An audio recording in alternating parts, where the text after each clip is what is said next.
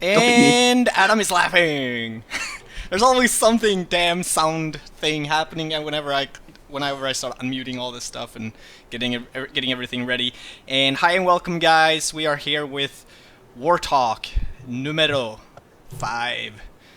Somewhere over the patch notes is today's title. We have, as always, Classypax from, you can find him, by the way, on twitch.tv/Classypax. We have AverageAdam, found on Metagamingtv. Myself, Scream112, also from Metagamingtv. And today's guest, Wiz, as I'm going to be calling him, W1Z25 is his serial number. If you put twitch.tv/W1Z25 into your browser, you'll find his channel as well. Hi, Wiz, what's up? How's it going? So what is it you're doing, man? You're a guest here, the guest of honor. You are just like actually previous show was as well. Is you a part of the voluntary staff, or are you yeah, I'm on the community staff. So it's under the same kind of umbrella of community staff. Yeah. And your job is what? Because I am a game master for War Thunder. I'm basically one of the police force in the game. We go through banning bad people who are being bad, banning the racist people, all that kind of stuff, and just trying to keep the game fun and fair for everybody. How fun is that as a job then? It's a job. It has its fun moments, but it's work. But you applied for it. You applied for it once, right? Like, what got you into wanting to do that? I've actually been almost every single staff thing that you can do. I started off as a forum moderator, then I switched to tech mod, and then I decided I want to go to game master, and I've been doing game master for 6 months now. It's pretty fun. Like I said, it's got some fun little perks and stuff like that, but it is a lot of work. I don't know. Question. Yeah. You get a specific clan tag, don't you?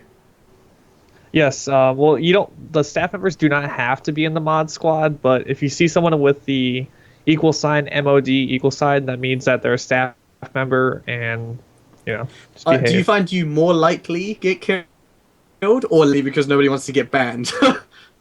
It depends on the staff member. We have staff members who get team kill all the time, and then we have staff members like me who people are terrified to team kill. It just depends on your reputation. If people know that you can ban them, like they see the mod squad tag and they see the game master title, they know that don't mess with that guy. Don't mess with that guy. Because they'll ban you for no reason at all. Is that what you're trying to say? No. Don't mess with them because they'll ban you because you killed them. Oh, team kill. Well, that's a bad one offense. So is it easier getting banned for team killing a mod, or is it? It's pretty even, but if a staff member is complaining that somebody's team killing them over than doing the report system, the staff member can go immediately to one of us instead of going through the report system. So it's a little bit quicker, but it's still the same outcome. All where right. We don't encourage. And there's how I don't know. I'm assuming getting permabanned is pretty difficult. Yeah, we try not to permaban anybody. I mean, usually it's just removing your powers to talk in game is first step, and then if that doesn't seem to work on you, then it's usually like 1 or 2 day bans to kind of get you to cool off and relax. But if you get a lot of those built up eventually, then we just decide, okay, this person obviously doesn't want to play the game as you're supposed to, and we get rid of them. Yeah. So like pretty much there's like a few. You gotta behave badly a few times before you're permabanned. Yeah, you've got to be pretty bad to get permabanned. We usually are pretty forgiving.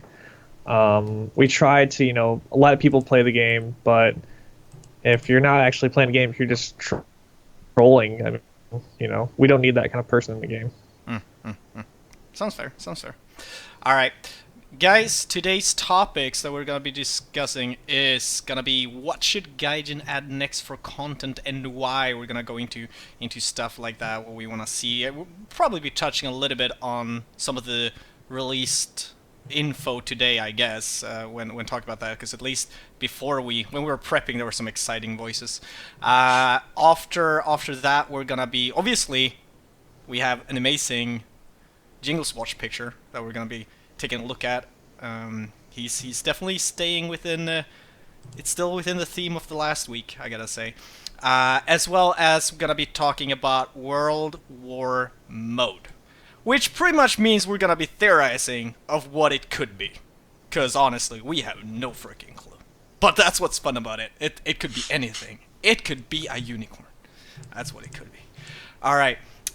First off then, what should Gaijin add next for content and why? And as always, it's either Adam or Pax who's gonna be bringing us into this topic somehow. And I'll, should we flip a coin? You're pointing the wrong way. I don't know. There we go. Is that better? Go on, Pax. Yes, Oh, Wicked no. Mouse. Oh yeah, all right. Put me on the spotlight here. No, basically content. Obviously, we already know kind of what's coming up here in 1.49. Got a decent list idea. We know that they're adding a lot of British sea fighter lines or seaplanes, and we just recently got another look at something else, which is the Sky Raider, an American attack plane with a heavy load, and the M18 tank is coming as well. As for things, cockpits, it looks like the only one they've confirmed yet so far for cockpits, anyways, for planes that already exist in the game, but are finally actually getting a cockpit, is the HS-129 for Germany. Nothing else so far. USSR is going to be getting an IL-2, 1943 model. Germany is getting an Arado 234C3. And as for the British planes, we're talking a Firefly F Mark 1, Firefly F Mark 5, Seafire Mark 17, Sea Fury FB11, Attacker FB1, and the Canberra is getting a cockpit. So that's the bomber that's getting a cockpit, the jet bomber, which is a strange choice. I figured they would try to tackle some of the lower tier bombers like the Do-217s and bow fighters. Not too sure why they don't have those cockpits yet. Those planes have been there forever. How come they're not getting cockpits? Yeah, priority of cockpit seems interesting there. Getting the duck, Interesting. They choose the jet. Which isn't that old of a plane in the game.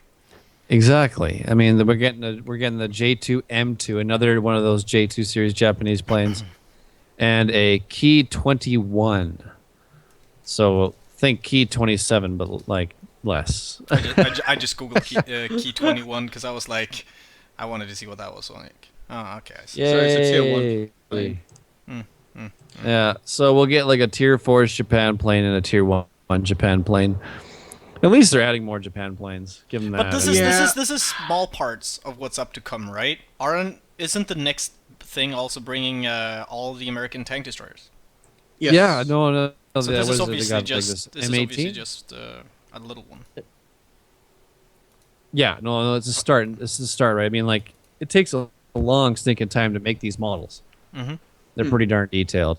A lot of work put into them. And, I mean, what they're showing off here, they got the M2A2, 75mm M3, GMC, M18, which is that tank destroyer, T95 GMC, T28, M10 GMC, M18 Black Cat, which is the one they showed off. I'm guessing that's probably going to be a premium if it's got a tag name to it, like Black Cat. M5A1, Germany's getting another Stug, a 42G. USSR is getting the 4M Gaz AAA, so another AAA. Su-57. Oh, sorry, my apologies. This is Russia. Russia's getting a 4M Gaz AAA. Su-57, Su-12254, T-3485E, T-34E STZ, IS-2 Revenge, Su-76M, 5th Guards Cossack Cavalry Corps. So they're adding a shit ton of Russian tanks, one German tank, and it looks like a new column of USA tanks. The tank destroyer column. The tank destroyer column to kind of round out America. The United in a States sense. Army. Yes, Yeah. that's right. So what nation... I mean, obviously, the American tank line after this 1.49 patch, if these are all coming into fruition, that'll round out America nicely. So what nation would come after that? Have they clarified and said exactly what it's going to be next? I think on the roadmap, it's British tanks. I believe their next big thing they want to add, following the introduction of the American tank destroyers, is British tanks. Now, whether or Why not they'll be the British? same, Why? British? Why? Well, No, really, no. I'm talking like not from just because they have a bunch of cool stuff aspect. I'm talking for balancing reasons. You have one Axis team versus two allies. Why add a third ally and still only have one Axis? Why not start punching out Japan? Then you have 2v2. Japan doesn't really have enough tanks to have a tank tree.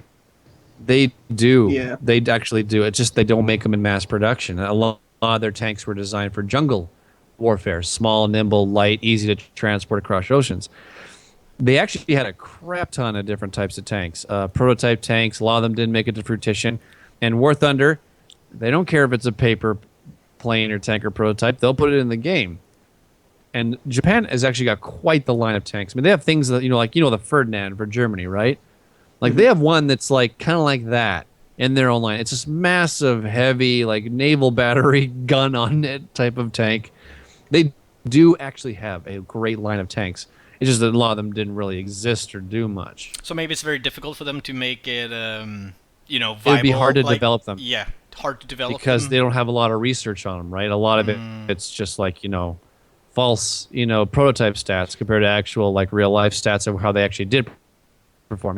It's one thing when they're saying when they're designing it what it's going to do, and then once they get out there, they realize, oh, this thing, is awesome, or this thing sucks. Because if they make a prototype and there's a prototype of something, right? There's still, we're talking documentation stuff like that. They somehow want to get a hold of and want to get some details, information about.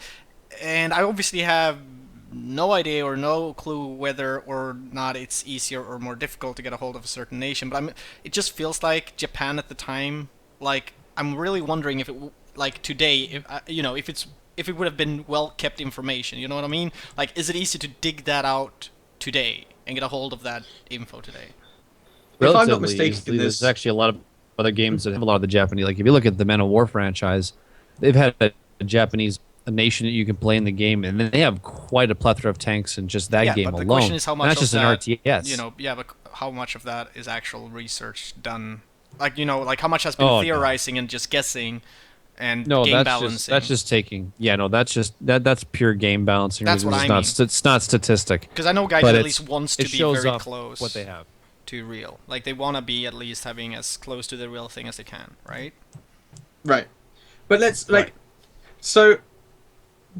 Since they were talking about stuff from in the future, like, sure, they might be the last nation to get tanks, and yes, you're right, Germany is being kind of 3v1'd, but what happens when we sort of flip the coin? Like, let's say when Navy comes out, what is going to be one of the first two nations that is going to get Navy? It's going to be the other side around, right? It's going to be Japan out first. Japan has got, like, it would be crazy to think that Japan and America were the first two nations to have. Sure, you could say Britain and Germany, but America and Japan were literally fighting across an ocean. Like the Yamato would if everybody knows how much I dislike Japanese, naval, right?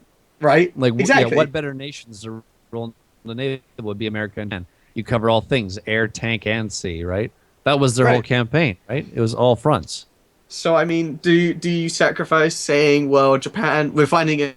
Like, fine, they might not want to say we're finding it difficult to find exact stats, because I mean, let's use War Thunder's competitor and say World of Tanks doesn't have the most in-depth Japanese tech tree either, and they are known for using a lot of prototype stuff.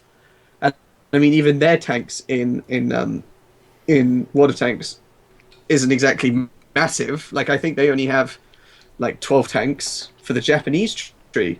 So, I mean, could War Thunder also be struggling to find anything that really gives them a competitive edge? Because you don't want to just be giving them tanks and then them not doing anything at all. Like, just because you give them tanks doesn't mean they're going to be useful. And you don't want to give them, tier 1 to 3 tanks because you found that easy and then miss out 4 and 5. You're going to have to give them skill sets that are going to counter it. I mean, like, obviously, if you're doing, like, light, little, nimble Japanese tanks, they probably have a good reload speed and they're really fast. So they would perform that would be their skill set of fast and rapid action. comparative to like a German tank of slow and heavy and have bigger guns, right? Right. You have to kind of find this balancing act of where they can fit into it, because obviously their armor values are lacking, to say the least. Same with their guns, but you just have to kind of find, I guess, a middle ground in a sense, right? Right. So yeah, I don't know. Like I think it's natural to go Britain. I feel like, you know, Germany was fighting all the fronts in Europe on the ground, right? It doesn't feel that weird, but sure, from a gameplay perspective, it's like, oh god, do we need, how many German players do we need to make the matchmaking work? But I mean, right now there's not much going on anywhere. You know, it's mixed battles anyway, right? In arcade, yes, but I think Sim's doing. I believe Sim is. Yep. It's nation to nation. Yeah, It's got like a nation. multi. And I think, yeah, it changes. In air, anyways. In tanks, it's a mix of Ally versus USSR versus Germany, whatever they have in the list there, and whatever battle it may be. So they keep it Ally versus Axis in that sense. So they've got America, Germany. Looks like tier 2-3 tanks. I can see down the road if they add another ally nation, it's just like trying to get a game and nobody wants to play Germany, because obviously they've been playing nothing but Germany because that's the only counter that you have. In my particular game mode that I play, I can see that panning out. Everyone's going to start trying to grind their new British tanks. Obviously, British tanks, there's a lot of kick-ass British tanks. I mean, Churchills and Cromwells and Matildas. I can't wait when they do, and I hope when they do incorporate this, we're going to see more Africa maps. Would be a huge plus. Then we could utilize the Trop series of planes that have been doing nothing on maps that they were designed for, being tropical variances like the 109 G2 Trop and the Spitfire 5 Trop. And maybe we'll actually see some events of where it's actually an African campaign mixed with tank and air on an actual Africa map. I think that'd be tight. But then we would need British then. We would need British even to have that happen. I think that's where they fought a lot. RB seem to be nation plus nation versus nation. Yeah, RB is weird. It's they mix it up. Like one round it'll be American and Germany versus Russia, Russia and America I think they versus do it Germany. every day. I think they like rotate. No, not every day. A week, it's maybe. Every match. No. RB tanks. RB tanks. Really? One round I'll go into a round. It'll be I'm with a bunch of German guys. The next round I'll be with some American guys if I'm playing Russia, for example. Oh yeah, it's weird. It's not a daily rotation. It's just a per round. It's their matchmaking system, trying to get people queuing in an odd number of nations into a round. If they add a second Axis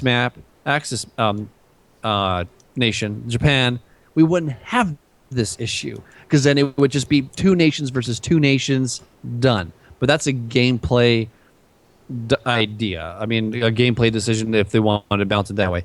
But if they want to do a nation that would be much easier to get tanks into, obviously Britain's the choice, hands down, because it already has a plethora of things you can build off of. And I also feel like we said, you'd need to give Japan sort of that skill set that makes them competitive. They were jungle tanks, right? Yeah.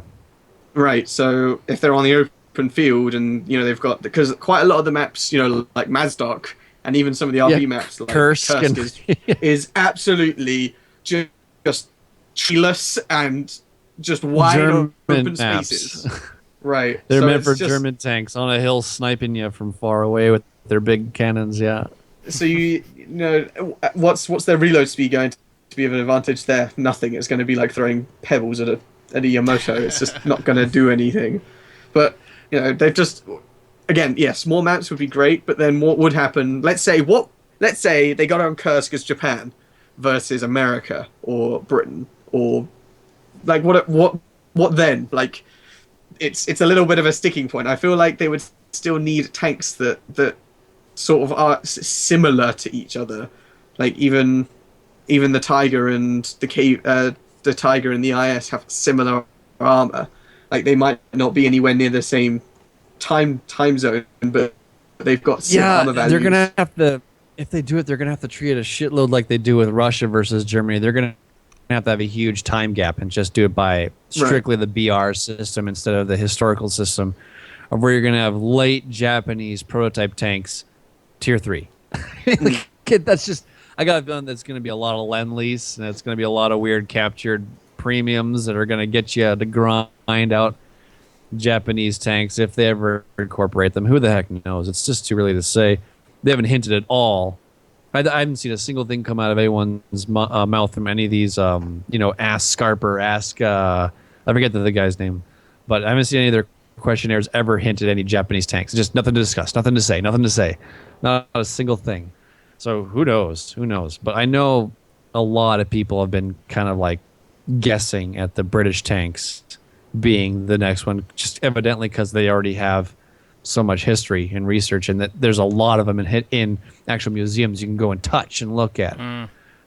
Compared to other nations where like Japanese, I don't think there's like barely any Japanese tanks out there in real life. Like a lot of them got destroyed. The ones that did exist, and their prototype ones, I don't think they even like made it a fruition. I mean, there's like, I can't remember all the names of them because they're so weird, like Hagos and Hachis and Chihas, and there's so many different names for these Japanese tanks, but a lot of them don't even exist in real life anymore.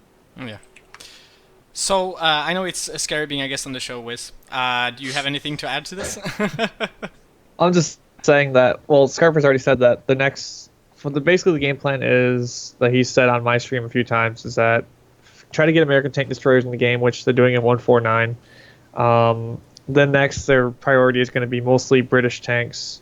And then after that, he doesn't even know, and I don't even know. So I wonder if Gaijin knows. Like, they seem to be very they might not. No, because they seem to be very flexible in that regard. Like, they seem to be like instead of deciding, let's decide now what we're going to do a year or 2 years from now, we'll do this and then that. And maybe that's how they have their crews working out. With Theorizing, right? But then again, because maybe after they've done the US tanks, they go like, okay, let's do this. This feels right. Because I'm assuming they're keeping some of their options open when it comes to something called naval combat and ships, considering a certain competitor is going pretty much into that. Like, there's, I honestly think it's a good thing that another one is doing that before Gaijin, because that will give them, like, they can just, like, let's look at how they are doing it and then go and, like, feel how we want to do it. Let's see the reaction to things. And they're pretty much getting all the good stats in that regard. So I think, I don't know, like, the closest thing I think I've got to actually any details about what they're working on, I think all the way back at Gamescom like a year ago when I asked them, I'm not even sure if that was on the interview on YouTube, or if it was just like on the side, or just, but I do know that they have like a few guys working on what is to be the naval, right? Like, just like any developer would have, certain teams who's good at certain things. They do have certain people working on whatever, early prototype or whatever it is, right? So I don't even know where they are at that, but you would assume that it's something they have at least someone taking a look at. What are they even going to do with Navy? I mean, if they go to Navy, is that where they're going to start focusing on Japan? I mean, like, what are they going to do for Germany? Japan is one of the major ones. That's isn't it? Like, that's just kind of the whole another thing thing, to consider too is that they are adding an Italian line. I mean, the Italians had a navy. The Italians had a great navy. And that's amazing. If they add an Italian line and they add Italian, it is. That's confirmed. Italian Like, that's happening. Yeah. But I mean, if in naval, Italy is their own thing as well. Like, that they will be like first to do that. Like, maybe I don't know. Compared to Germany's navy, I mean, Italy actually had a freaking like navy. Yeah, have you looked at the map? They should have. Like, it's it's like Sweden, except they care. Right, that's it. It just depends on where they were on the planet. Like, like Russia has a really crappy navy, like, compared to America. But America had to travel from one side of the world to the other. Nobody would attack Russia from the ocean. No, and why would you? Like, you're going to go across. Everybody who's ever attacked Russia has gone through land. Like, yeah. And it's gone badly, but still, as Einstein said, stupidity is judged by doing things over and over. Up Wait, north what? in the Arctic, there was convoys of boats, but it was more just transport for goods to Russia. You know, the lend leases and stuff like that. Supplies. But besides that, there wasn't a lot going on there besides U-2 boat action, like everything else went on there, right? I mean, there was really no big naval battles in that Right. area. More Like, cat and mouse games. So is Russia going to have a superb navy? No, probably not. Probably Is Britain? Probably, because we've always historically had a decent navy. I heard you needed one. Like, you have a being coastline around being your an island, land. tends to increase navy requirements. And then you've got America, who had to travel, and Japan, who had to travel. So you've got those three guys who are going to be who are going to be like the main contenders when it comes to navy. So it wouldn't surprise me if we saw Japan going up against Britain and America being the first three nations to kind of be thrown into that cooking pot. Like, it's just how it is. Like, I mean, I know you said that Gaijin are quite flexible with their patches, but it does seem that they kind of funnel it down. Like, they've gone, all right, we've done most of the air forces. We've got America to jets, we've got Germany's jets. Everybody but Japan seems to be having decent filled tech trees. Then they've gone down tanks. They've got Germany, Russia. Then they're filling out America. So they seem to be getting as much like big, massive chunks of stuff so that we all have something to do. But it's just trying to, I guess, keep that going afterwards. Like, where do they go once they've added all the American tank destroyers? Like, they're going to add these 6, 7 tank destroyers. Like, will they add more? Will they expand the list more? Will they bring in more prototypes? Like, where does it go when they've added sort of a massive chunk of the American tank destroyers? Like, obviously there are different variants. Like, we've got, like we discussed with the IL-2, you could add all the different variants. I mean, again, how far can you go with that before you might want to add something new and different and a different line, like they're doing with the British? I mean, the Navy, is it Navy Air Arm? I think it's some kind of wording like that. Yeah, are we talking whole like new 4 or 5 different boats or whatever, and then we add like 5 variances of each of those boats Right. to fill But that tech tree. But then they did do that with one of the Russian bombers, but then they cut it down to 3, didn't they? It's one of those ones that used to have 7 different variants. Italy has 5 SM-79 bombers right now, but if you were back in the day and you grind them all, you have 7 of the That was SM-79. SM-79. So Yeah. they had 7. They now have 5. Well, I just think they they lock also- 2. They lock 2 if you didn't grind them. Yes. So I guess they were like, well, do we really need this? Like, they might have thought this might be a bit ridiculous, like having 7 of the same thing.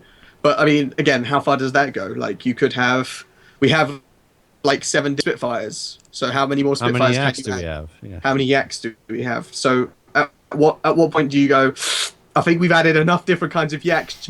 Should we do tanks now? Like, I understand that, yes, Gaijin can be rather flexible. Like, they're adding, again, a new line for the British, a few new planes here and there for everybody to kind of grind. But their main focus on this one is tank destroyers. And then, as we said, the next big one is going to be British tanks, to then open up that. And then, again, will they even add a big chunk of British tanks? Like, or will they do what they do with America and have heavies and lights, and then add sort of TDs later? Because that's a lot of tanks. Like, they had to split America into 2, and they only came out, we've had 1.47, they came out in 1.45, so it's taken 2 patches to get the rest of the American tanks. So how many, like, if what I heard is true, like 1.51 might be where British tanks come in. Like, will they be able to get all those tanks in? That's only like 1 patch to get all of them in. Like, will they then split it up into 2 like they did with the others? Maybe we'll get 2 patches of British tanks. They might That's a lot of repeat what they tanks. did with America and do an iteration thing of where they're going to give you a very basic tree, kind of covering a broad spectrum of things, but not a lot in each tree. Not a lot in each tree.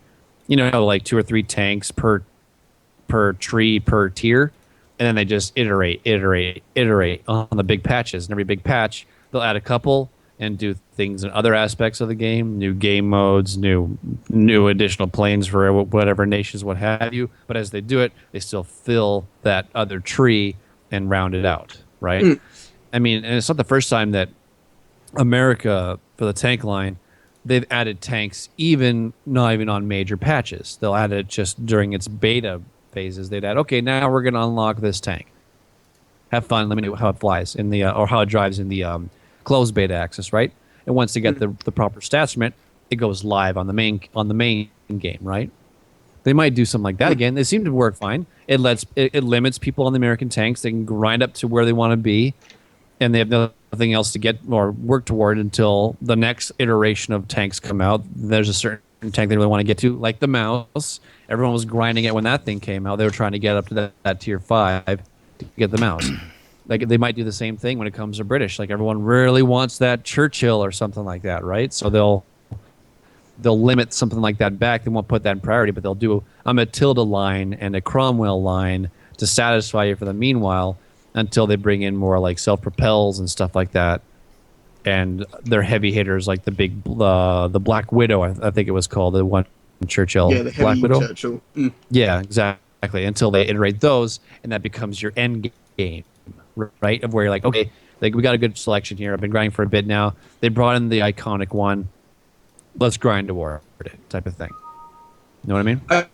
I mean, as long as they've got a broad enough spectrum to go from tier 1 to 5, so they can compete with sort of everything. Like again, they don't need to add everything. As long as you said, they've got a broad enough spectrum to get you from tier 1 to 5, either heavies, lights, or tank destroyers. You know, do what they do in America. Pick 2, go for it. Then I think people will be happy, and then they can sort of add the rest in later. I just wouldn't want them to sort of stop at tier 4 and then not have like that end game sort of beefy tank for something. Like I think that would be the disappointment for me if I was to see the British line come out tomorrow and see it only goes up to tier 4. I'd be like, so do I not get to fight a mouse in my British tanks? Like that would hurt. That would make me upset. I mean, I would understand. For British, it won't be an issue. I mean, obviously they're going to have enough. They're one of the nations that won, so I mean, they're not going to have an issue because they can continue developing tanks, and they definitely had 1950 tanks. But they might have run out of time. Yeah, they might have like just run out of time, and tier 5 will be difficult. Like it just like in Germany with tier 5 tanks, it's going to be difficult for Japan, the nations that did, or Italy for that matter too. But for allied nations, it's not going to be an issue. Iteration continued on. Right. All right. I have so I'm gonna help us move on a little bit. There is a lot of lag on this call. Do you mind hosting it, Pax? If that helps, just rebooting it real quick. There's a lot of like. We'll do that. We can do that at the break. Stuff. All right, then we'll wait for it. Sorry, guys, you'll have to suffer. Question: are we happy with Japanese airplanes? Are we happy with that so far, or like what are you guys like? What could they do there? Do you guys think? I'm quite happy with Japanese. They have quite a full line of planes all the way up to, not including jets. I mean, obviously because they didn't have much. If they want to add prototypes, we have the 3 R2Y2s, which they're actually quite competent. They actually do quite well, even as a fighter. Just drop the bomb and go shoot stuff. They just decreased the Kika, the Japanese 262, to a BR of 6.0. For sim mode anyways, so it becomes a much more viable plane to use now instead of being that 7 that it was, and you were getting tiered against things that just decimated you. You only have like 50 rounds in a single 30 before you get the Otsu mod, then you have 2 of them. So it's a struggle off the start with that thing. But as for what they can iterate, I don't know. The best thing they've added to Japanese planes has to be that J2 and the J2 series now, I guess, because now they're adding a 3rd one. And because that brought a different dynamic to the game. With all the zeros in the game, all strictly slow-moving turn fighters. And that was pretty much Japan's fighter line in a nutshell.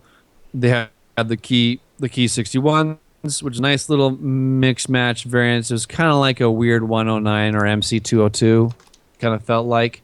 But it was still kind of buttered across the board. The heavy fighters are kind of cool, because one of them has the Shrag music, of course, but incorporating with the Nikis and the Kaidi 4s and now this J2, they have I personally think they have a great rounded around nation. Now where they sit at this time, it's nice. I like it. They don't need a lot of jet end game because they never did have a lot of jet end game. If they really wanted another jet, they could add another J7 with the jet, because the J7 was supposed to have a jet engine, but the jet engines never came, so they made it a push prop. So if they really wanted to, for the sake of just adding another prototype or whatever, they could add the J7 with the jet, and then you know, you have 3 fighter, interceptor type of jets: Key 200, Lend-Lease Saber, and a J7. They're fine. I think for what that nation is, that's plenty.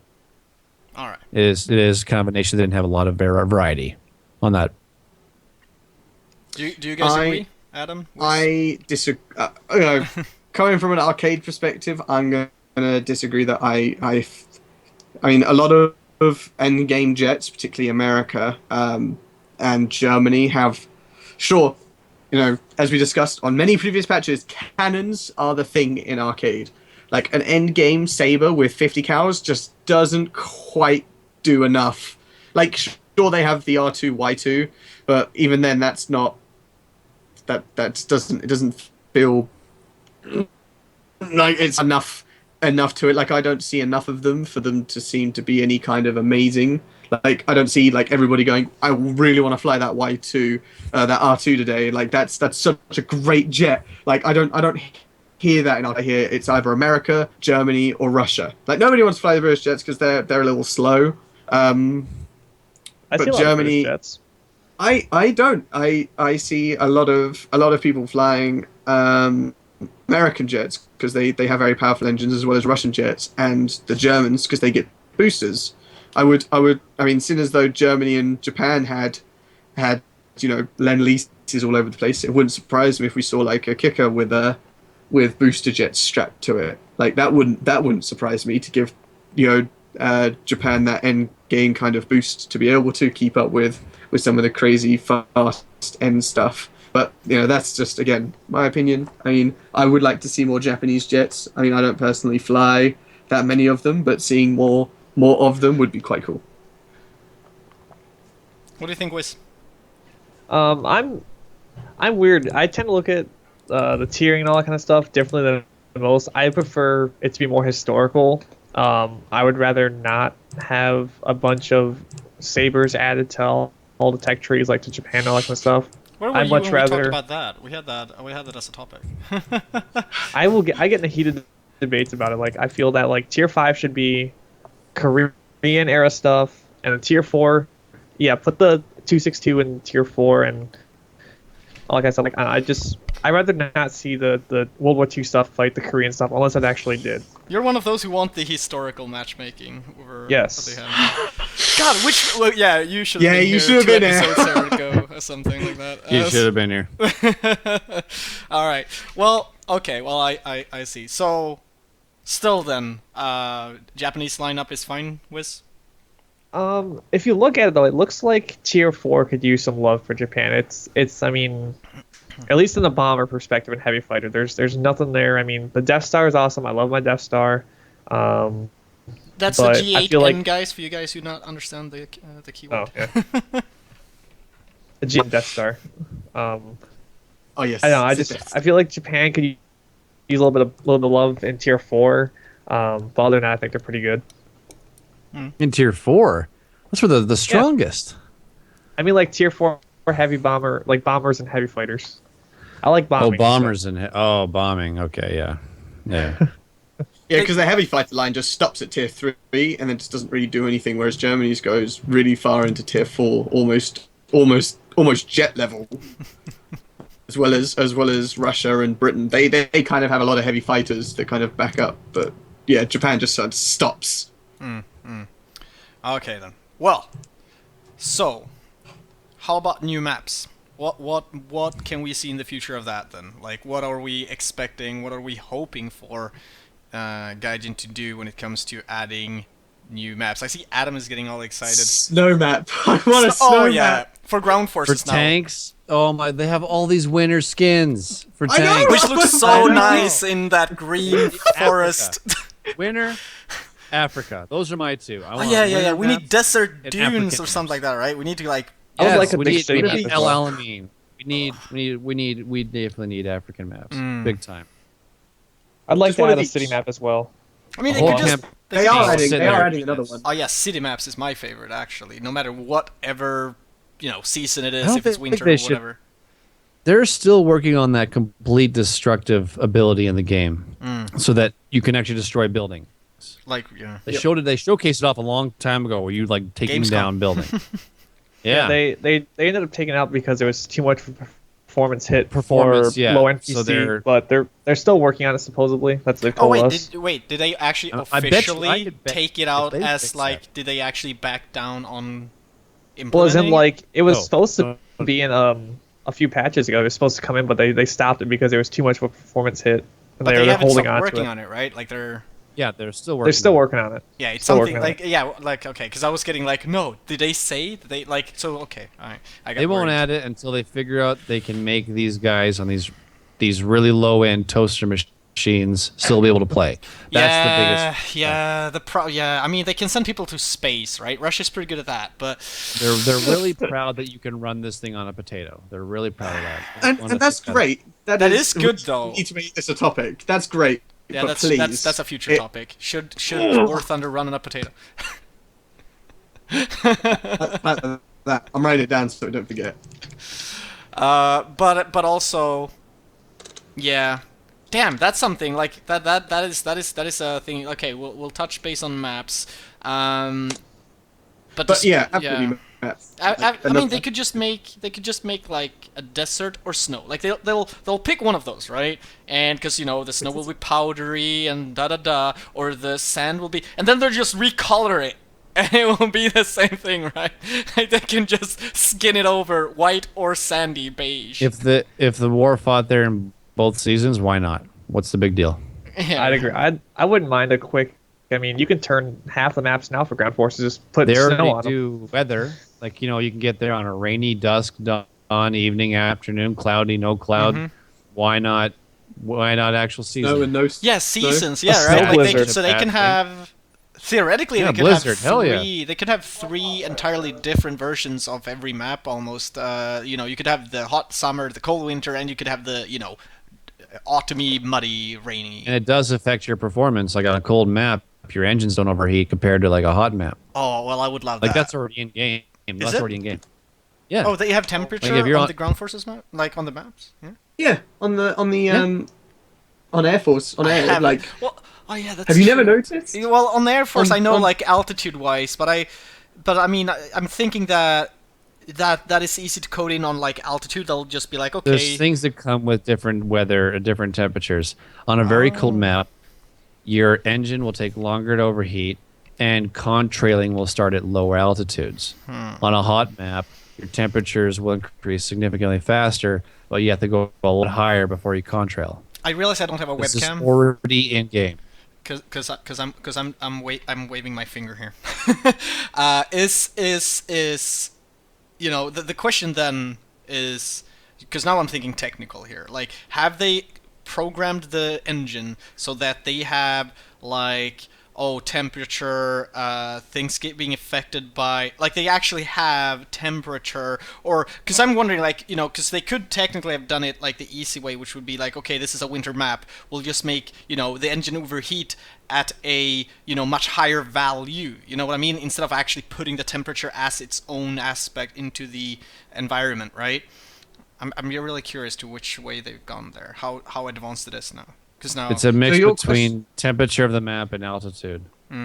How it works with engines, because the higher you are, like for example, your oil will stay cooler and cool faster at higher altitudes compared to lower altitudes, while your water can easily be switched between hot and cold by just how hard you're revving your engine. Higher altitudes obviously help, but then the map's temperature will also depend on how fast they will heat up themselves.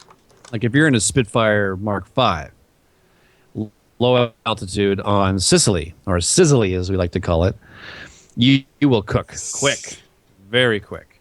Compared to Battle of Stalingrad winter maps, you'll have a bit of time before your engine starts overheating, and that is between map and altitude, combine them both.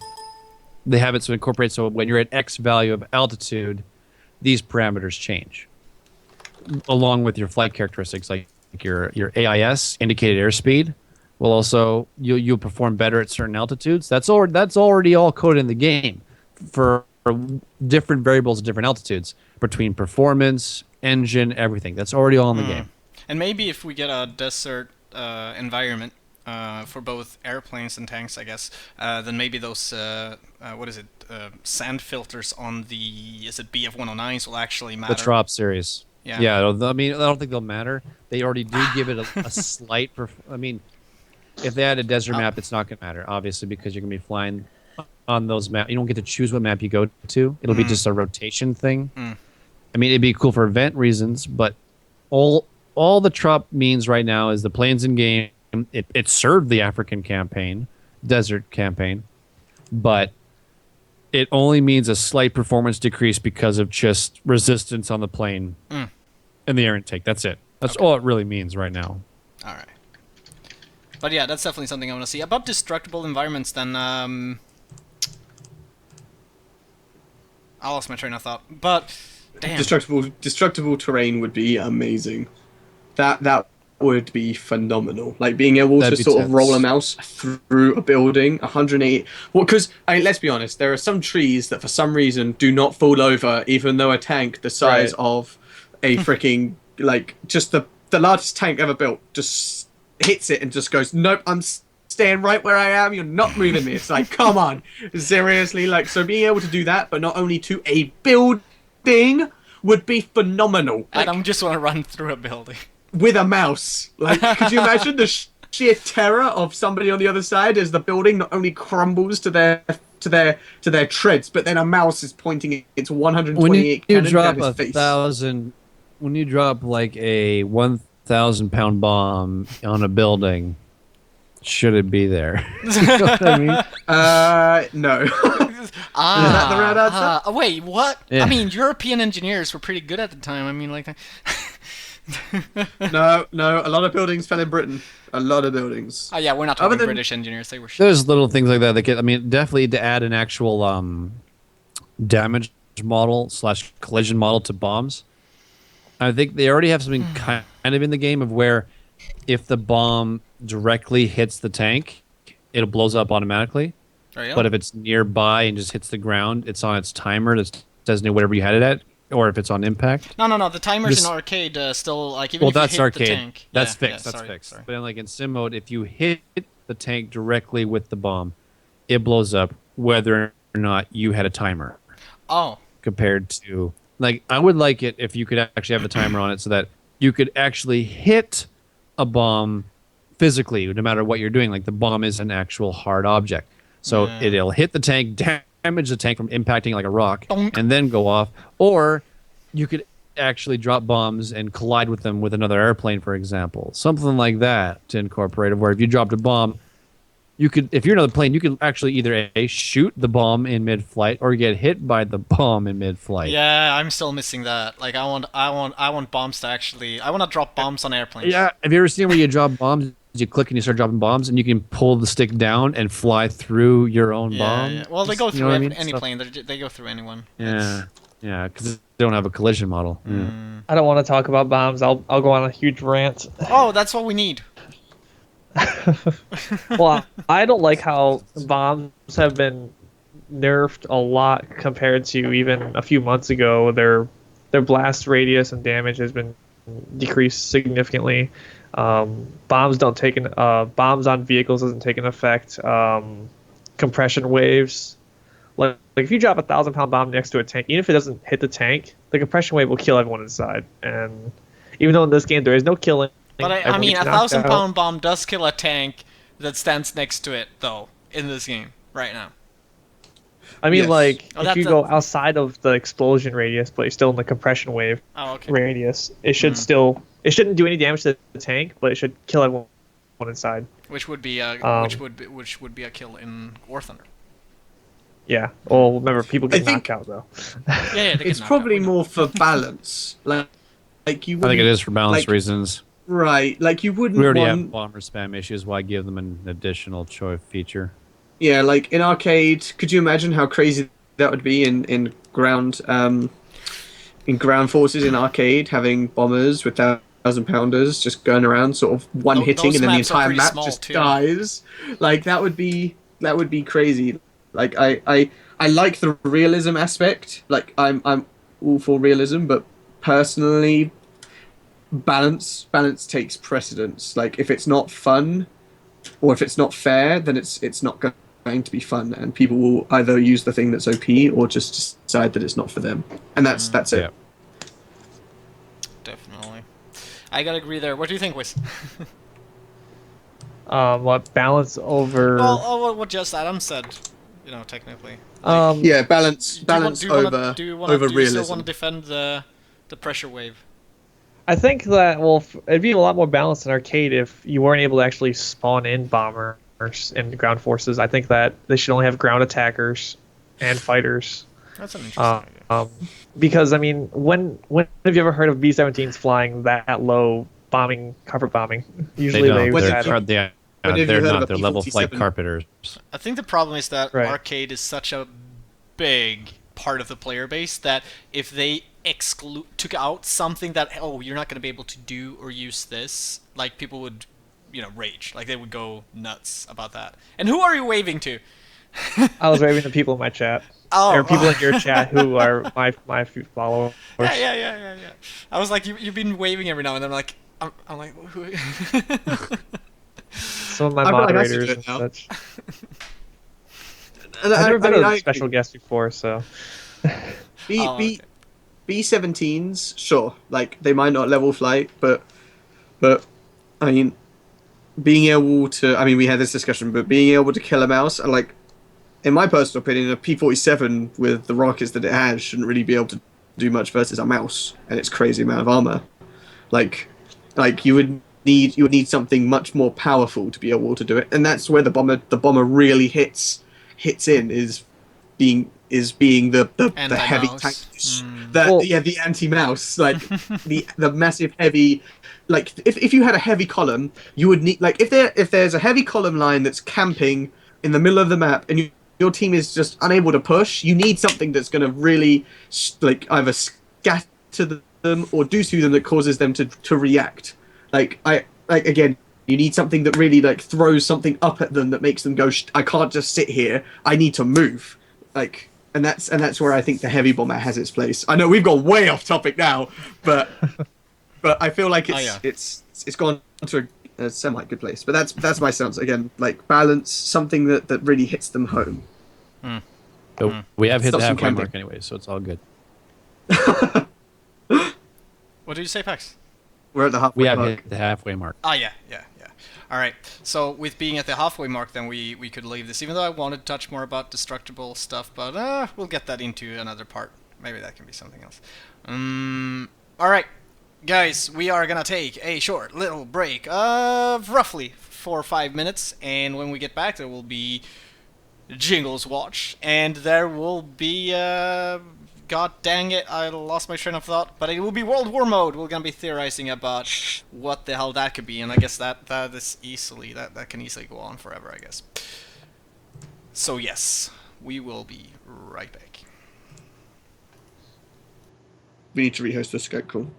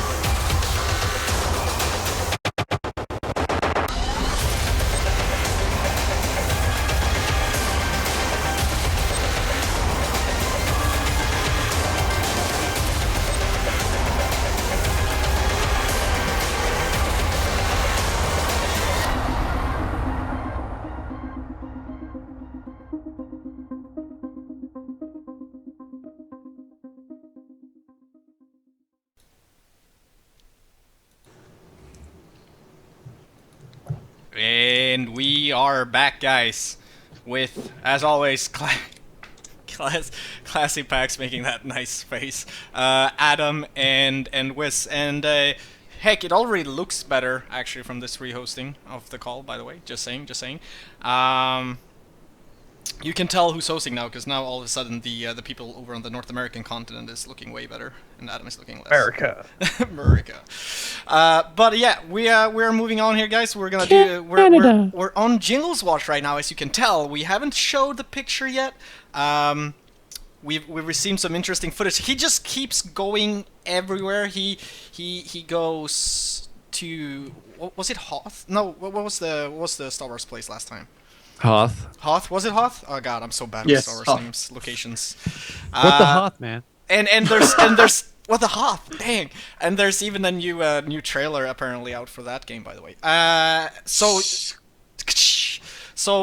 yeah, we are gonna take a look here. We received some footage. It didn't even come from this planet, I guess. We're looking at it right now here. Pax, tell us, he looks so out of place. From this planet, technically, I think it got there from Earth. To be fair, but obviously, as you can see, Jingles is on another one of his great tours. I think he's dedicated a little bit more time to this one. Obviously, looks like he's on the space station in his casual attire. I'm not too sure how he got through NASA on that one. Usually, you have to go through some rigorous training and wear suits. Yeah, I thought you needed like a whole different outfit. But blue jeans? It looks like he came right from a baseball game. It looks like he just did. But obviously, with the sprinkle magic of Jingles and his ever British wit and charm, he can go wherever he wants to in the world, like the Yamato, and now space. Why not? Jingles has the power. I mean, perhaps he was looking at a baseball game using the Hubble telescope. Maybe, yeah. Maybe he didn't want to pay for pay-per-view, so he's like, "Hey NASA, can I twist this? Can I twist this very expensive telescope around? Yeah, between sure. the Jumbotron or the Hubble scope? I think I would pick the Hubble scope as well. I think Jingles made a wise choice. I mean, I was jealous of him last week when he was on the set of Star Wars or something like that, and now I want to go to space too. Dang it! I guess all you need to do is get like a YouTube channel and do War Thunder stuff, right? All you can do is dream and rub your necklace. What will Jingles do? All right, guys, if you have any awesome footage of what Jingles is doing throughout the week, send it to Jingles Watch at Metagamingtv, and it might be featured here on the next episode. All right, back to the regular stuff, and we're gonna be talking about World War Mode. About today, yeah, Adam. Wiz is going to introduce us here. Yeah, I guess that's a good thing. Okay, Wiz, start theorizing here. What is the World War Mode gonna be? Do you think? Like, what do you want it to be? I think it could be a couple of things. I think there could be a sort of a campaign-esque mode, kind of, where you'd start off with if say you want to play as Britain or America, you could start off in doing large naval battles, trying to take over parts of France, and then from there you could have, it'd be awesome to just have huge maps with either some sort of large river or large body of water that ships could spawn in, and they could help arty into where the tanks are, as well as fighting other ships, along with, you'd have airplanes flying over trying to kill everything trying to kill the planes. I just think it'd be a glorious mess of death. You want everything in all at once? Yes. With preferably huge maps. Yes, you can't have any small maps if you're going to do World War mode. I mean, it's World War mode we're talking about here. Yeah. I mean, I'm expecting... So are you kind of using like a PlanetSide 2 kind of thing where you said about going into France, so it's kind of like campaign based, so you have different sort of chunks of maps all sort of split up into massive maps, and then say Britain and America are attacking Normandy, they take Normandy and then they push off onto the next bit and the next bit until they get to say Berlin, and then that's the campaign over. If you're on the winning side, you can then you'd get an award, and then the losing side maybe doesn't get anything, and then it would start again, and then everybody would then fight again. Say if it'd be hard to kind of implement some sort of like team mode because everybody plays every nation, but you could have some sort of if you have played like if you made like an event type thing with the campaign, if that was like an event, and you were mostly playing for, say you played mostly for Britain and they won, you could give everybody a bunch of battle boosters or something like that for winning, or maybe some gold or something. I like that because then it kind of implements like a real feeling of sort of like you, because I know sort of again PlanetSide sort of makes you pick a team from the beginning. It would be quite cool if you sort of selected sort of Allies Axis sort of at the beginning of every campaign. Sort of you go into this kind of like world map, and then you see what fronts are being fought over at the moment, and then you would say, well, I'll fight on this front. You'd sort of do a mission on this massive, as we said, massive map with sort of how many players ships, are we thinking? planes, tanks. A lot more than what's currently allowed. Because I know the game lot. engine itself supports like almost whatever number you throw out there, but then again it's down to performance, right? Right. We're not talking small maps. We're talking with the like you'd have to have enough. Like, what's the biggest amount we have now? What's the biggest amount of players we have in a queued up game? Or a game. 16 is it 32? 16. Yes, it's 32 32. total. Okay. Like, you gotta double that. You gotta go 32 versus 32 at least, right? I no, mean, you wanna have you'd naval have to ships as well. times that. Yeah, you will probably. Yeah. And Well, split that it won't in happen. two. I don't think that's. I don't think that's gonna happen though. You would, if you were thinking about as big of a maps as you want, if you want people to be driving tanks, boat planes, and have any kind of relevance, you would need either to kind of split. Like I don't even know how the matchmaker would even sort this out to begin with. But in my or mind, if the you'd player kind of base have is big to enough to have this as a separate mode. I'm sure a lot of people. I would jump on this, like especially if there was like a campaign thing, or if these maps Well, were as I big would as too. they were going to. I'm just wondering, like, would this work 24/7 with the current player base? It would work. Okay. You have to expect that. It would work. By the time World War mode gets here, maybe that's not a question we need to ask, because with the naval and stuff added, maybe the game has grown to a player base that isn't a problem. To make I would expect ships to bring in a lot more new players. Yes. Yeah. Just like Ground Forces tanks did. I would have to say that just like with events like RB and SB, they might need to have a set time period for these things. Like only have maybe tier 3 or tier 2 vehicles, just so that way you're not having people go from tier 1 to tier 5. Dude.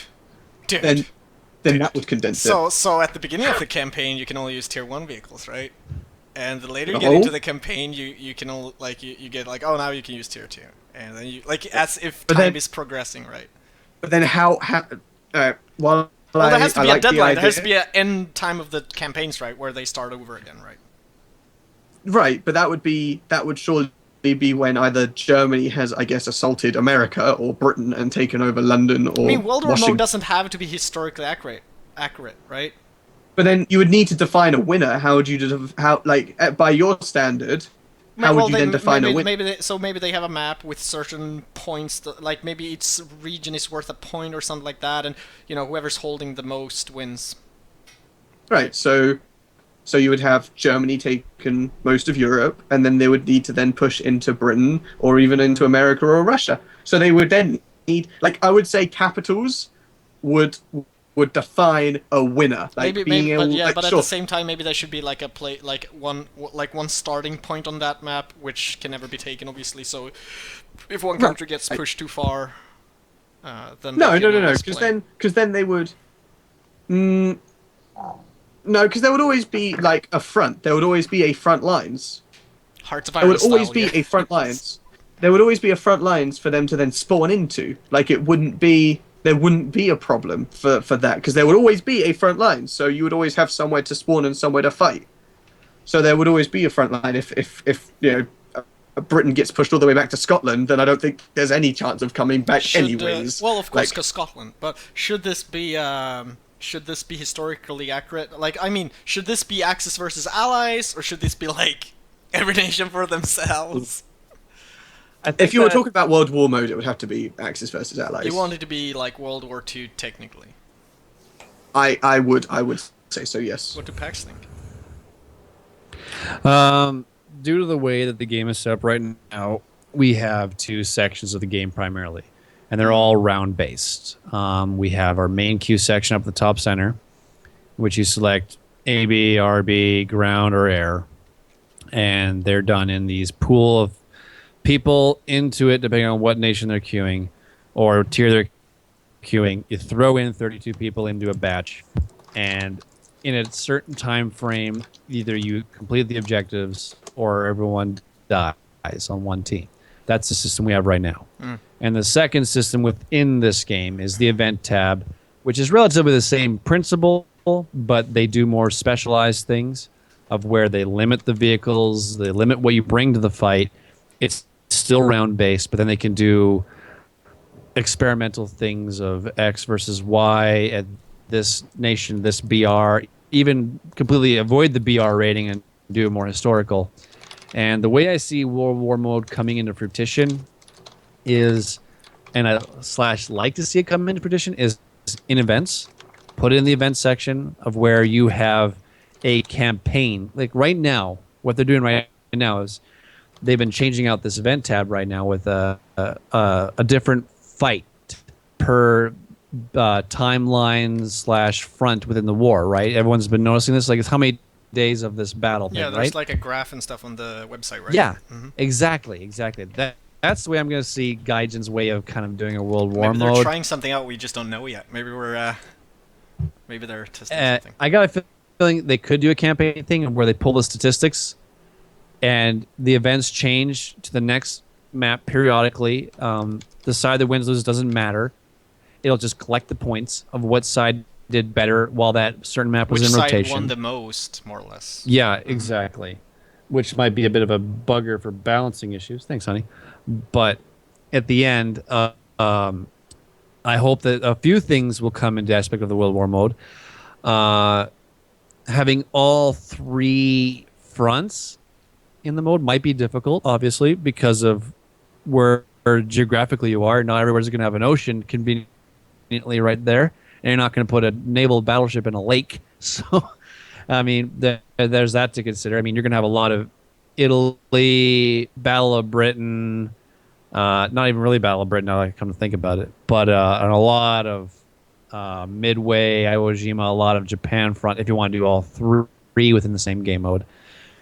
As for the game adding more players, I hope that once we get to this point, how long that is down the road, they'll change their minimum specs for just the sake of, like, no one is even running these old specs anymore. I mean, people will have to just iterate, move on. I mean, like, put down the Windows XP and just get a new computer, man. I mean, Oh no, you can't take away Windows XP. Here's I don't know if- multi-core yeah. support, DirectX. I mean, you have to. I mean, you're. All right, You would be surprised. You would be surprised. And here we go. They are a Russian developer, but you would be surprised at how old PC hardware Russians are still playing on.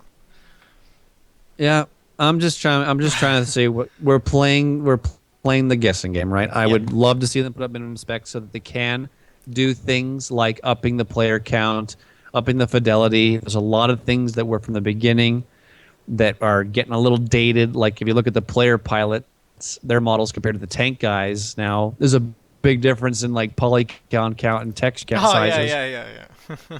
But as for rule of how it'll actually play out, a campaign system done on a maybe longer round basis. We want to see an interactive map, right? We have to have a map somehow. That shows I would you. love it'd be cool and pretty to see an interactive map. I don't know if they'll put the foundation into that and the infrastructure. I don't know. That's quite a fucking lump sum of work to do. Yeah. But as for like the size and time of a map, I would love it to be a bit longer. Join in progress would be a nice way to alleviate issues with keeping the game full and people getting bored, dying early and then just leaving the game, leaving like an X amount of people alive. I'd love to see join in progress. Also, it'd be hard to really balance between air, tank, and ship. Like, it was a good example. The only map I can see right now that even would work as a testing ground is Spain. Spain is in Sim. I know arcade Spain is different, but Sim in SB is massive. I mean, ridiculously massive. It's actually massive, I think, even in arcade. Cool. It's got this center area that you fight for, that you can make the tank pit, because you're not going to have tanks start where the planes are. You'll never get to the fight. So they are starting off in the middle of this map. There's a shoreline where boats can duke it out. I'm not too sure how boats even affect the in area of the map, how they would even be, besides duking it with themselves and the occasional bomber coming around and messing up with them stuff. I mean, what would they bring to the fight on the shore? Would there be like naval barrages or artillery strikes? Like when a tank calls in an artillery strike, will that cue the ships to click a button and be part of that naval strike on the shore? You know what I mean? And try to get some points off of that? Eve did something similar, where ground forces could call in sort of bombardments from the air, and then ships in the air, if they were fighting, could then... I mean, I know that's a different trajectory, and I believe Wicked said something about a British ship shooting a load of columns of German Tigers. So I think that they could add something to You know what sort people of are scared mess of? up People are scared ground of is forces. that, you know, the ships will be sitting there like, you know, picking off the tanks easily, because it's obviously going to be like, how do you make that a skilled based game, a skilled shot, or how do you make that too easy for them to see? Because It becomes a game of paper, rocks, scissors, I where guess planes can come in and mess up the boats can come in and mess up the tanks, and tanks then just sit there, look pretty. tanks are kind of shafted. Like tanks, Well, I what do guess tanks got to worry about then? Tanks have to worry about tanks. They have to worry about planes. They have to worry about boats. It sucks to be a tanker. rock, paper, paper. That sounds like Rock, paper, paper. Well, one thing you could do on the map is if you're in a ship, there's absolutely no way to know where the tanks are, so you need to have your tanks call in like, can you bombard grid coordinate A3? Yeah. But you're also going to be fighting other ships and stuff like that. I guess I don't think tanks there winning will. the game. That's actually a good point. Tanks technically would have to be the ones capturing and winning the game. yeah, objectives on the make ground. Right. the tanks the winners. So there's that. Another thing you could do is have it so that way instead So of all every three map of is them. D-Day. Like every map is like, all right, the ground forces have to win the objective, and we just have to support them.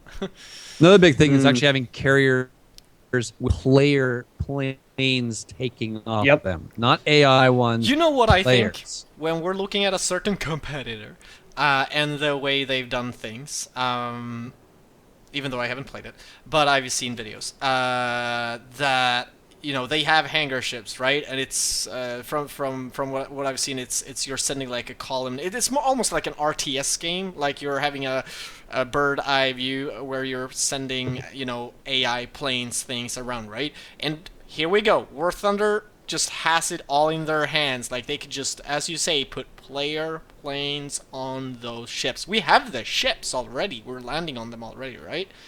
So technically, Right. you know, that's something I'm hoping. You know, it's first off the staff. We don't mind if you say Wargaming or World of Tanks. We shit know, stuff. we don't know. care. Holy shit, we name dropped that shit so much one episode. Doesn't matter. I'm actually an alpha tester for World of Warships. We should play the game. Hang him! It's happened. They do a pretty good job about the carriers and all that kind of stuff. But I like the carriers. what we could do for World War mode is you could, as a carrier, you know, because you want to have something to reach out and touch somebody. You don't want to just rely on people landing and taking off on you. Allow you to also have AI-controlled planes that are already in War Thunder, as well as having human-controlled planes taking off and landing on you. If a player is in the game with a carrier, they can spawn AI planes. That's fine. But it'd be great if you're a plane fighter, or if you're a fighter in a plane, and you can select where to spawn if a guy brought a carrier to the fight. And then you can spawn off his carrier. It's a forward way to get into the fight. It's a Instead of spawn starting point. off at your air bases way in the back, It's a spawn point. you can start off a carrier, a spawn point. Then you get points for spawning off him. He gets points for that'd be good. nice. Gaijin, I you know, if you're watching this, you need game designers, sign up packs. And then finally, the Swordfish will be the deadliest. Oh my God, god. okay, I please. take that back. Don't sign up packs. Yeah, no. The dude who likes the swordfish. The swordfish did damage. Don't even deny its history, Oh, man. That thing is sorry. iconic. Damage. It was so slow. It was hard to hit. It was so good. Damage. Like, all right. I do like how they did carriers because yes, you have, but the AI has to be intelligent. Like how it happens in war games, they kind of just collide. Nothing really intelligent happens. It's just numbers being thrown around. War Thunder, the AI isn't exactly intelligent. Smart. Like, right. There's been occasions where I've seen B-25s kind of strafe a tank that I was in for no reason. Like, I was worried that it was going to dive bomb me, but it didn't. It just kind of just shot 50 cows and then flew off in a B-25. Like that doesn't seem much reason for it. Like, I know it was a Ground Forces arcade. Like, it was just a random thing that just spawned. But, you know, it would be nice to see them kind of either stay in the map. Like, I know in some RB occasions, they kind of just fly off and do their own little thing and they're miles out and nobody will ever find them ever again. Or they'll just sort of derp and try and turn fight in a bomber. Here's the thing about the AI. If you play during the closed beta test of War Thunder's tanks, the AI would actually hunt down your tanks. And like if there's IL-2 ones, they would actually try to bomb you and strafe you. It was very immersive. I enjoyed it. I wish they wouldn't have taken it out. That sounds it great. had a lot more happened? depth to it because you'd be, I don't know. I'm guessing performance is my guess, but I would say that, you know, if you're going to have IL-2 strafing you all the time, you probably just want it being players rather than everything being able to kill you. Like, there's a limit of how much shit you really want killing you all the time. Maybe Look it at actually look at it from all three perspectives, right? I mean, if you're in a boat, you gotta worry about other boats. You gotta worry about planes. Maybe not so much tanks. well, tanks could call Artie on you maybe. Yeah, I agree. You can do that in jungle. You can already the cruisers that's out there. Yeah, I guess if they're docking for sure, we can do that. But if we're talking like Spain, you don't even see them. They're so far away. I mean, Hey man, balance realism. balance realism. Yes. So balance reasons, yes. Artillery. But if we're talking about a World War Mode 2, where you can bring one to each fight like you can already. You could bring a tank and a plane to the fight. You would probably bring a boat to the fight, countering a move. So yeah, if a boat destroys you as a tank on the ground, go grab your destroyer and go get that damn boat that got you. I mean, like, you can always counter the move in a sense. I guess that way. I feel like this entire discussion kind of revolves around the poor tanks getting shafted. It is, if you think of it that way. I mean, like, So I feel like one of the biggest problems will be, how do you incentivize people to play the tanks? obviously, the easiest way I think would be just give them the victory points. Give them the. I mean, they're the ones objectives. who have to capture the win. No one else can do it but tanks. You will not win the round if you have no one doing tanks because you have to capture that point. Will you go into World War mode? Will you go into a match of World War mode? However, it will be able to play all three things in one match. I'd love that. I'd love to see. I'd like that. Yes, I would. I think that would be. I think that would Like be the best. You best, pick the best boat bet. you want to bring. You pick the plane you want to bring. You pick the tank you want to bring. And Yep. BR line go. them up. Yep. Line them up by BR or by event, whatever is available. Bring one of each or multiples, but you get to select. You know, if you brought like two Maybe planes, you only get to pick the one. Maybe the point right? spawn system, or maybe the. I'd like the point spawn. That'd be nice.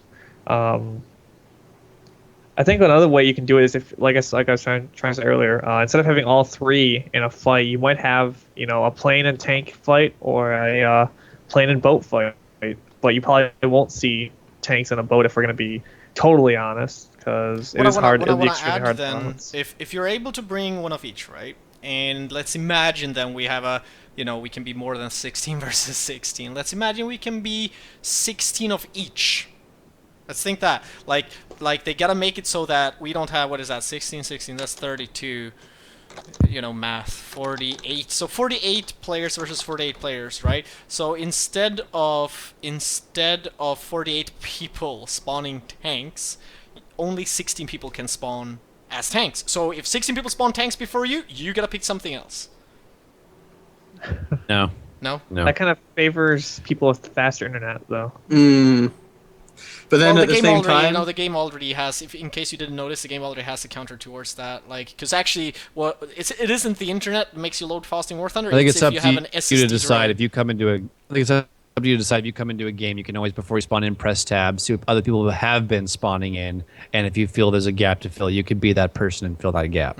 Okay. I am going to agree with Scream and say having a maximum 'Cause you number of want- people yeah. doing you would want a fight on all fronts. You don't want Yeah. sure you might be able to have because when that person loses his tank and you lose your boat, you can then spawn in your tank. Exactly. Like there's nothing stopping you from spawning into your tank after he's died. Like that's not the point. The point is to try and keep everything kind of even, so that way there's something going on everywhere Because rather if the than objective to win was on ground and you had 48 people just spawning tanks straight away, and the other team not and everybody doing that, dies. and maybe they would, maybe they would win the game too quickly. Like this is where it becomes difficult to balance a game mode like this or a match like just say a match like this. If you don't maybe do something like that, yeah, that's what I think. And where are we going with this? I don't know. Where are we we with started off this? with the map and now we're on. I I don't know. I was gonna say we could talk. I just can't wait because when you play World of Warships, the problem is that all the secondary guns don't move, and I try to imagine what it would look like in War Thunder when you're in a high tier ship and you have planes flying overhead and all your AAs are just opening up, your secondary batteries are firing. I just want And you that to can happen. zoom in on every little detail. I do hate the camera on that game. You can't see all the fine detail you want to. It kind of zooms in really weird ways. But with the camera in War Thunder, I would love to see like all the guns, as you said, firing, rotating, going on, alarms going off as fighters going over. It would. I feel like it would be way more sort of immersive, and just to see that with loads of other people, with player controlled planes and other tanks and carriers throwing planes out properly, like that would just be an amazing experience. Like I would love to see it. And I would love to kamikaze a ship with a Japanese plane. Well, yeah, I mean, I think that well, first of all, like just already back when I what is it now, 2 years ago, something like that, when I discovered War Thunder, I was like, God, this could be like a future. And when I say Battlefield game, I had never played Battlefield beyond Battlefield 2. So I haven't played the anything after that, but that's still what I remember, and I'm a little bit like, oh, I want to have everything. I want to be, having all these things in one map and one game. That's what I'm hoping for World War Mode to be. Obviously, I do think, however, that Gaijin might have put that World War Mode in their menu way too early. Like I think they were a bit too quick to even have that in the UI of their menu of their game, that we can even theorize about this at the moment, because I think it's something that they are so far away from realizing what it will be and when it will be or what it will be. I honestly don't think they know. I honestly don't think they have a clue what it's going to be like, because it's not even on the drawing table yet. Well, it's on the drawing table, all right. They've already hinted at it. So obviously, they put thought into it. Yeah, well, yeah, like we're doing now is what I'm thinking. They're probably, when they were drawing up the prototypes of what was to be War Thunder, they were, they're like, and we want to have World War Mode, which could be whatever this thing. Like but I honestly don't think they have anything concrete in way of code, assets, I don't even think they decided the direction to take it, is what I think. So I think it's it's a dream come true, whatever we get, almost, I think, in my opinion, from my view. However, I think it's so far down that, what year is it? 2015? I don't think we'll see World War Mode before 2017. Yeah, I agree. I think my personal guess for this year is going to be American tank destroyers, British tanks, and then maybe at the end of the year there'll be some alpha stuff for ships. That's just my guess. But I don't think that the normal player is going to see ships until spring of next year is my personal guess. I'm with Wiz on this one. I think come Christmas we may be getting, if not playable, we'll be getting pictures and information about boats. Like which direction They we're are taking it. as not just as a game progression, but as a competitive game to another franchise. They do have to act. No. This is it's monetary. No, I agree. It's monetary. Right. They I have agree. to counter. Absolutely, and which is actually why originally when tanks were announced, I was actually surprised. I thought ships might have been the better way to go, trying to get ships out first to be the first game with kind of actual. Well, because there wasn't a like with World of Tanks, there hadn't been like a proper tank game in a while, and now there hasn't been like a proper ship game that kind of focuses on naval combat in quite a while. And it was like, well, there's kind of a gap there. It would be kind of cool to see that. And then kind of hearing that World of Tanks was going to do kind of like a combined three, well, not a combined three, but three different games, I thought it would be quite cool that War Thunder might have jumped on that bandwagon first. I think they kind got of it wanted going. to see what wargaming was going to do. It's I not think they always wanted to see how bad it was going to be second. No, I agree. No, you but- can learn from the first mistakes. Or from what But, I mean, mistakes if we other look people at- do. Just look at Agree. Microsoft promoting their Xbox One and Sony just going like, well, you guys made it easy for us. But at the same time, Xbox with the original blocky thing brought theirs out first, as well as with the 360, and they had way better sales than the PS3. Like they were the first ones out the door, and everybody wanted a piece of that cake, and nobody wanted to buy the PlayStation because it was they'd already got a next gen console. So I mean, there's also a flip side that being the first one out also allows you to get kind of like the majority of people on the hype train. Like, Yeah, oh but look, the depending next on- like, depending and then on what happens, once though. you've invested time, do you want to invest time on another thing? Yeah, but depending on what Like, if happens, though, we're not getting into a console war here. But depending on what happened, though, or happens, it was quite obvious, in my opinion, that Sony kind of just went like, they probably planned how they were gonna promote all their cool stuff, right? And they're like, oh, well, I guess we're throwing all these plans out the window because Microsoft just made it easy for us. Like, they could just, do that YouTube video where they're like, here's how you share a game. Here you go, I'm handing you the game. Alright, and we're not getting into that, but I'm just saying it's not bad being second in that regard. Like, Gaijin has so much potential to do something that could be enjoyed by a lot of people by just looking at wargaming now and go like, not in the sense of copying, just more in the sense of like, how do we want to be different, or how are they copying us, stuff like that. Okay, again.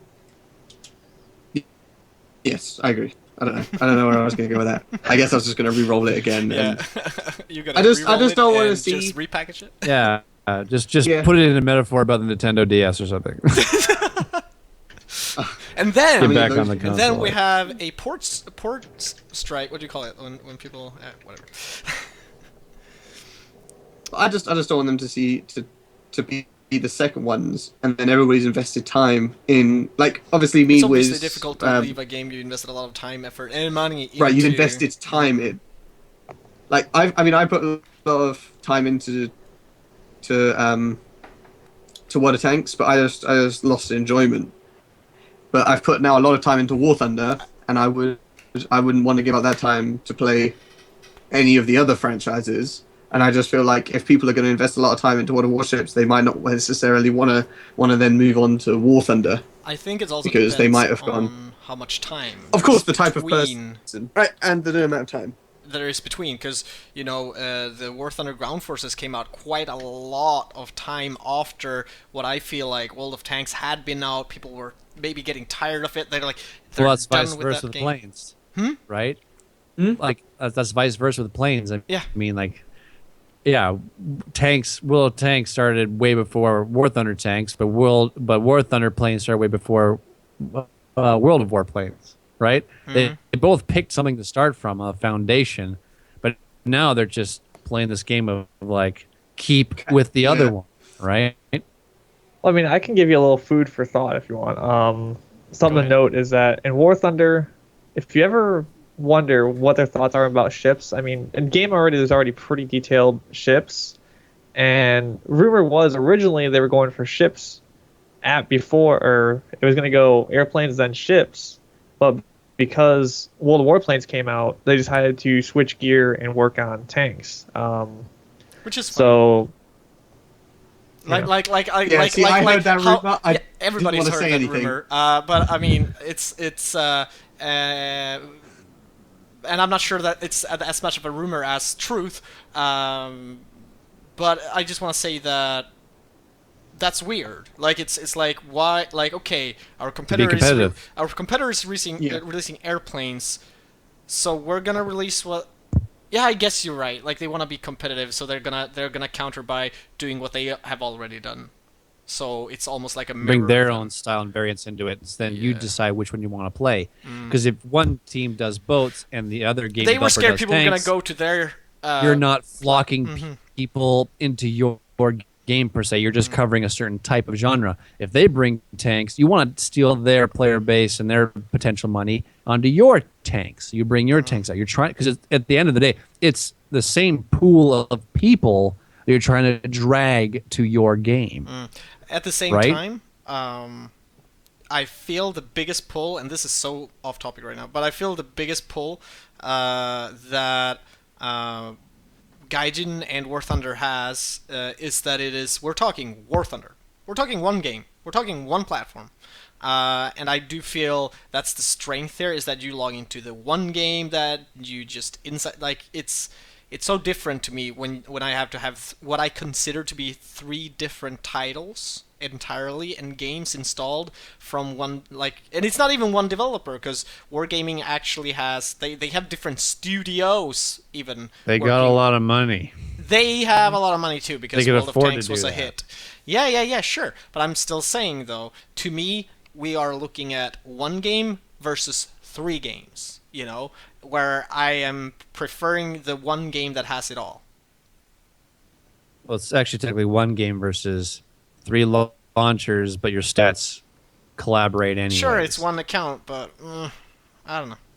You know, Yeah, again, like- I can't go into World. I can't go into. There is It was no a mixed, weird there's no design mixed. There's no choice. mixed battles in Wargaming's games. Like, I can't, run both games and play. I can't do what I can do in War Thunder. End of story. Run both games at the same time. Yeah, right. At the same time. That's the experience. I just can't do that. And this turned into a whole different. And topic. that's. I know, but it kind of fun links topic, in yeah. with what can War Thunder do, I guess, to I guess be competitive, because as you said, Wargaming do have the majority of tank people. Like, as you said, they make a lot of money. So how can you say to people that my game is better than anything else out there? Like, you give them stuff that they want to use and they want to touch and they want to drive. Like, you even see Wargaming, like, they've upped their stuff. They're now bringing out HD stuff. They did a full graphic overhaul. They changed a lot of stuff to try and really say that our game can be pretty too. But they're running, like, let's be honest, they're running on an engine that's pretty goddamn old. So One core engine. and optimization isn't exactly amazing either. So I mean, it's literally always catch up. Like, you always want to stay ahead of your competitors. Like, a company that stays stagnant just fails. And I do like how War Thunder and Wargaming are competing with each other, because it's like, well, we want to one up you guys. And if at the end of the day, it's us that get the benefits of it. Right. Well, also, Wargaming is more for the casual jump in and play arcadey, whereas War Thunder tries to go more historical-esque. Not necessarily historically accurate, but historical-esque more. It's got more historical aspects to the vehicles and what they're fighting. I like to use the word realistic rather, but yeah. I guess. Yeah. But then War Thunder it's a good word, realistic for it, yeah.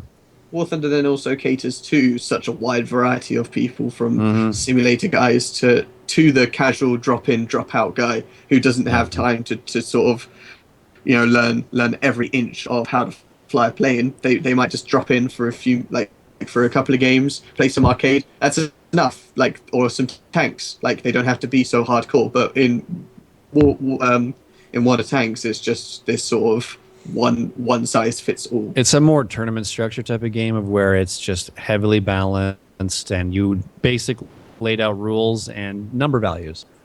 And it works really well for a tournament scene where you can actually have like leagues and stuff like that because it's just right down there. There it is. Yeah, right. Wargaming is owning Gaijin's ass when it comes to the esports scene. Definitely. If we want to go into that, which is unfortunate, but at the same time, No, I it's not do fair. like the effort. I do like the effort that Gaijin puts towards competitive gameplay, and the competitive gameplay we do see, even though it's not as much as widespread as Wargaming, the competitive gameplay we do see in War Thunder, I think, is pretty outstanding. Because what we get again is a more realistic stuff. Then, right? We're actually watching some really cool combat. Like that I don't know. I like that. It's two different takes on it. Yeah. That's what that is. I agree. And I do think that, like Adam touched on here when he said that, Gaijin gotta stay competitive, and, one of the thing that, I guess at the moment, maybe in the future, the Gaijin can do to one-up wargaming is what was supposed to be the topic here to begin with, is with World War mode, where they have it all under, one roof, one engine, one game, one launcher, where they can actually they can throw that in. Like, they can go like, hey, you guys wanna, wage war, World War mode with all this stuff. Then they can do that easily, or at least kinda easily. I mean, they have, as I said, they have it. While Wargaming will have to go like, shit, how do we do this? Like, So yeah, I think that's pretty good. What else do you guys want to add to this, or are we getting to the end of this? This has been a theorizing episode, I think. We've been, pretty much fantasizing about what could be. And I love it. I love a bit of what to come, because it really excites me. I can't wait for British tanks. The one thing I also can't wait for, the Yamato. I want to be able to fire those massive cannons into somebody's face. I don't care. It's like firing a KV-2 at someone. Like, if that shell hits, it's going to kill you. Like, I want that power on my hands. That shell hits, it's going to unconscious you. It's alright, fine. It's going to unconscious you. You're just firing Your ship is going to flashbangs sink, at and them. everybody was fine. But I want Japan and America to be the first. Probably will. Yeah, like, we To don't be the even need first to ships. theorize there. I think that's pretty much written down already. And I know, by but a lot the of people president. also want Britain and Germany, like, they want the Bismarck and Oh yeah. And what was it, swordfish? Yeah, the swordfish. They want the swordfish to be relevant for some reason. Hell yeah. For God's sake. That's awesome. Did more than your damn mouse ever did. Just saying. Hey, look, I like the mouse for the hype of it and how Tiger big and tank, cool best it is. tank. No, no, mouse. Like, when you see a mouse, you get scared.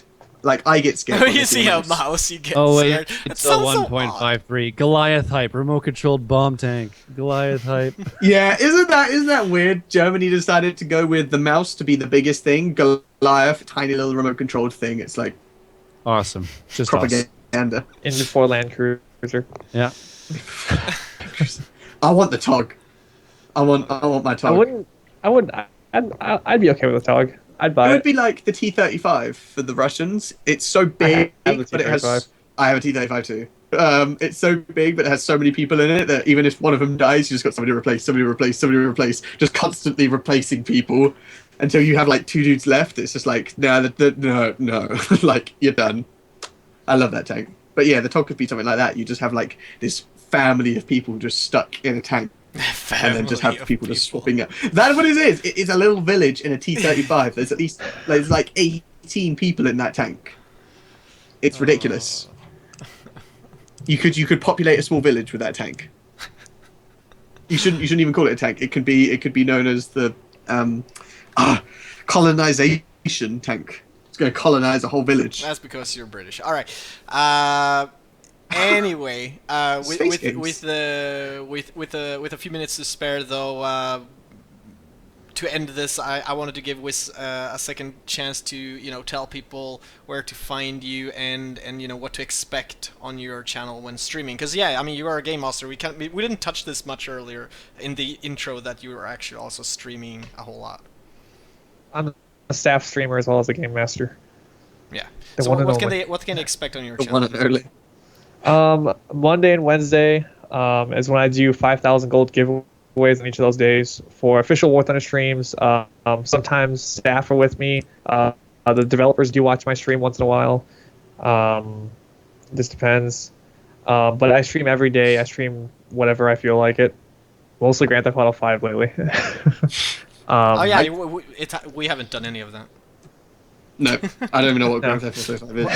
What game is that? I stream anything. I mean, you guys can come hang out. I'll answer what I can, but remember, I am under an NDA, so some stuff I can't tell you. I can try to hint at stuff, but as for telling you, I can't do it because I don't feel like getting in trouble by the Russians. All right. Thank you for being a guest on this podcast, Wiz. No problem. Hopefully, I'll come on again. Oh, definitely. And as always, Classypax, guys, you can find him over at twitch.tv/Classypax. You're expecting a baby, right? In October. Oh. You made it sound more recent earlier. I thought it was. No, it's just not streaming as much because obviously, priorities. You need in to paint life, the room right? And where it's gonna live when in. when you do a podcast on a midday Saturday and a learning sim training session on a midday Sunday, that's the centers of your weekend, and that really makes it hard to do. You're saying that the time zone difference matters? I'm saying it's taken up valuable time for doing things. I understand. Not that it's bad. It's fun. We appreciate it but though, because you're awesome. Thank you. You're awesome too. All Yay. right. Yay, he said I'm You're cool. awesome. I'm gonna highlight that part. Just that part. That's that part. The rest of it can get in the bin. That will be the follower notification sound for next week here on Metagamingtv, where Classypax says you're awesome to everybody who follows. Stay classy. All right, I'm Scream112, guys, and below me is AverageAdam. That just sounded. The only time. Metaphorically. The only time he is below me. Below me. Above me, sorry. In TeamSpeak, he's below average. In War Thunder games, he's below average. All right. Do you want me to just ban him for you really quickly? Yeah, could you please? I mean, don't chat ban Adam. He never types in that anyway. Just ban him for a week. It'll be good. Just a timeout. Yeah. Just a timeout. A slap on the wrist. And reason weird, unlawful nickname, something like that. I don't know. All right, seems good. I like how it looks like he's actually clicking around doing things. I like that. All right. Thank you all for watching, guys. Oh no, I've been booted from the game. We'll be back next week. Ta-ta.